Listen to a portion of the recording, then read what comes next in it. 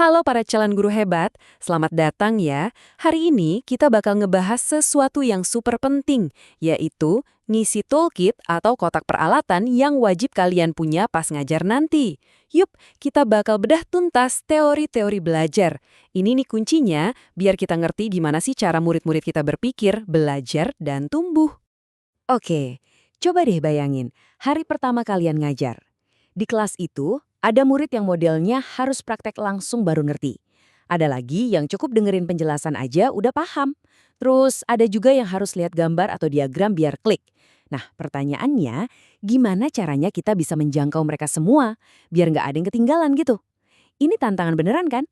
Nah, rahasianya itu bukan satu metode ajaib yang bisa menyelesaikan semua masalah. Enggak, jawabannya itu ada di sebuah toolkit guru, kotak peralatan yang isinya tuh gagasan-gagasan hebat. Anggap aja setiap teori itu alat yang beda-beda, punya fungsi spesifik.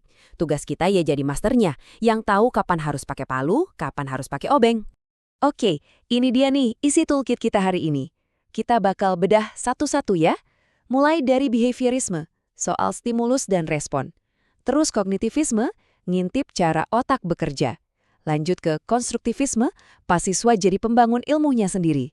Nggak lupa, ada humanisme yang ngajarin kita buat memanusiakan siswa. Dan yang paling penting, di akhir kita bakal lihat gimana cara nge-mix semua teori ini di kelas.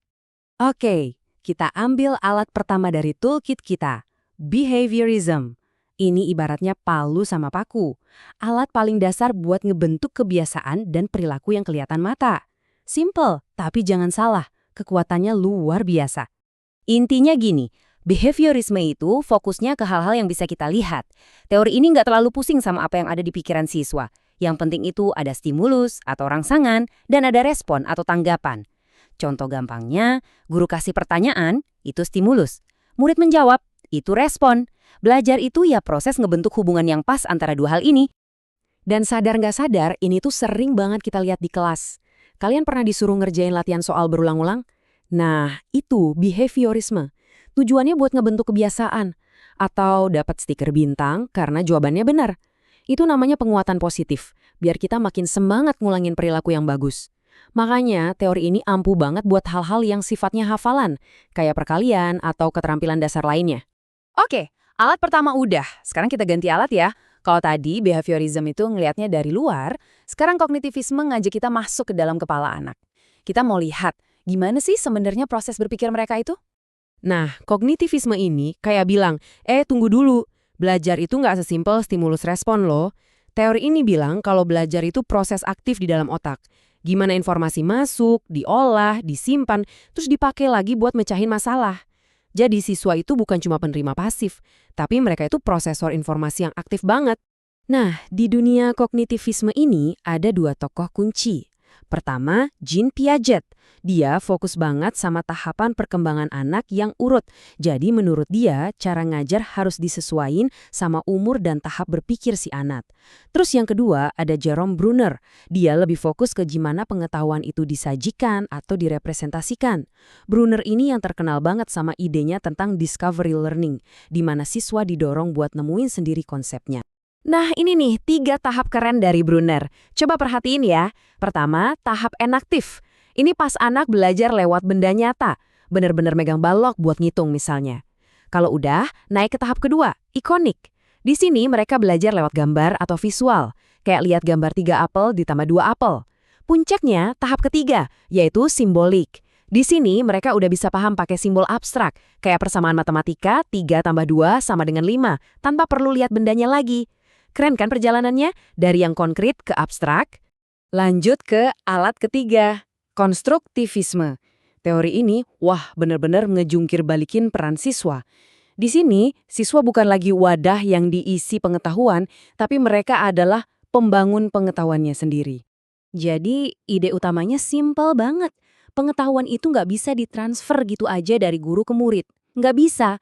Murid itu harus secara aktif ngebangun pemahamannya sendiri. Lewat apa? Lewat pengalaman dan ngobrol sama teman-temannya. Mereka itu arsiteknya, guru itu fasilitatornya. Nah, kutipan ini pas banget buat ngegambarinnya. Guru itu bukan lagi orang bijak di atas panggung yang serba tahu. Peran kita geser, jadi pemandu di samping.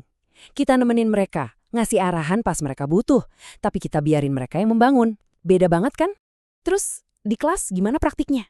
Macam-macam, bisa lewat project-based learning, di mana mereka kerja bareng buat nyelesain satu proyek nyata. Bisa juga lewat diskusi kelompok, biar mereka bisa saling tukar ide.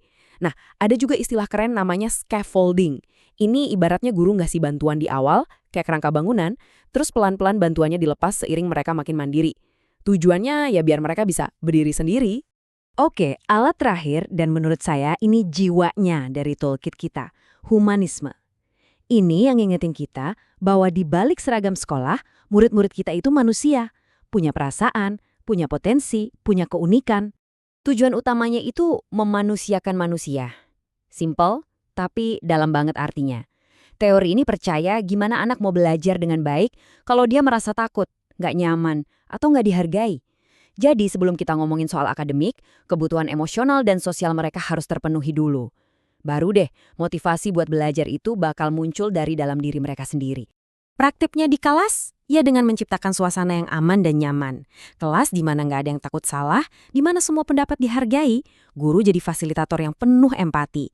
Fokusnya bukan lagi cuma ngejar nilai di rapor, tapi juga ngebentuk karakter. Ngebantu mereka jadi pribadi yang punya kesadaran diri, empati, dan tanggung jawab. Sip, keempat alat utama udah kita kumpulin. Nah, sekarang bagian yang paling seru nih. Gimana caranya seorang guru yang jago itu ngeblend, nge-mix semua alat ini di kelas. Biar kebayang, kita ambil satu studi kasus ya.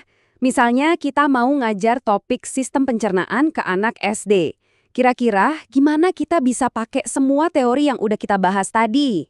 Coba kita lihat di sini. Pertama, kita bisa pakai sentuhan behaviorism. Ajak siswa menghafal nama-nama organ pakai lagu yang asik atau kuis singkat. Ini buat ngebangun fondasi dasarnya. Kalau udah hafal, baru kita masuk pakai cognitivism. Guru ngejelasin alur prosesnya pakai diagram biar mereka kebayang urutannya di kepala. Nah, setelah mereka punya dasarnya dan paham konsepnya, baru deh kita kasih sentuhan konstruktivism.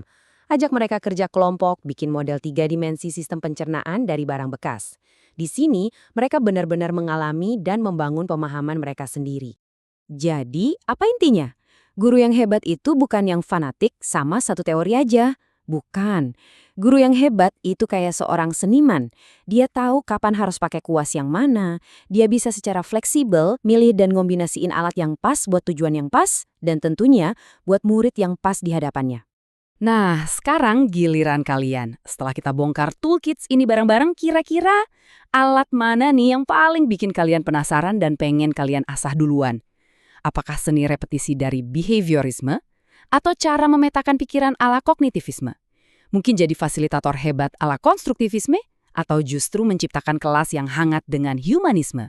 Coba direnungkan, karena dari sinilah perjalanan kalian jadi guru yang luar biasa dimulai.